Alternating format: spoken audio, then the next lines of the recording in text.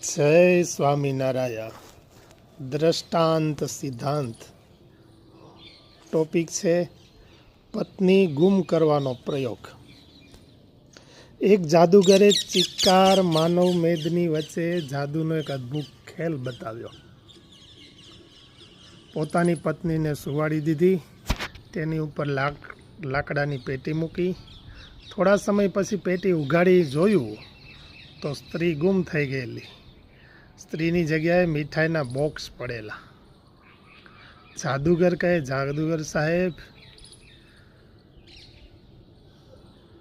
આ જોઈને સભામાંથી એક માણસ ઊભો થઈને જાદુગર પાસે આવ્યો. જાદુગરને કહે, જાદુગર સાહેબ, આ પ્રયોગ મને શીખવાડતા હો તો હું આપને 10,000 રૂપિયા આપવા તૈયાર છું, કારણ કે મારી પત્નીથી હું ખૂબ જ ત્રાસી ગયો છું. આ પ્રયોગથી પત્નીનો ત્રાસ દૂર થઈ જશે, એની ખુશાલીમાં મીઠાઈઓ વેચીએ એ કામ પણ સિદ્ધ થઈ જશે. આ સાંભળી જાદુગર સ્તબ્ધ થઈ ગયો. કેવો ભયંકર ખારો છે આ સત્સંગ, સંસાર.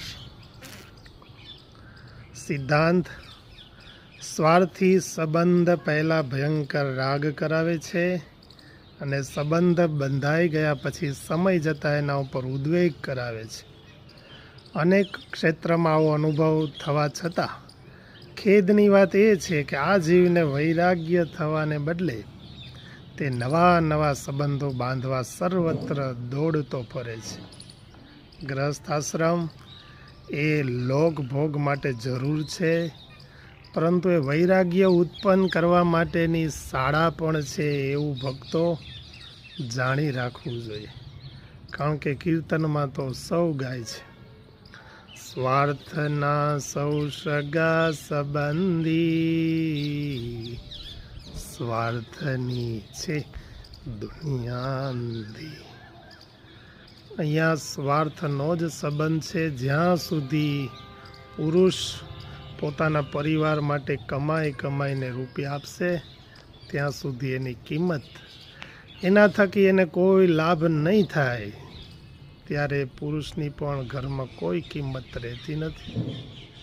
પુરુષને સ્ત્રીની વાસના અને સ્ત્રીને પુરુષની વાસના, આ વાસનાને કારણે સંબંધ જોડાઈ રહે છે.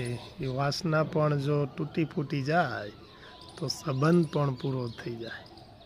માટે સંસારમાં રહેતા ભક્તિ કરતાં સંસારને ખોટું કરતાં શીખવું. જય સ્વામિનારાયણ.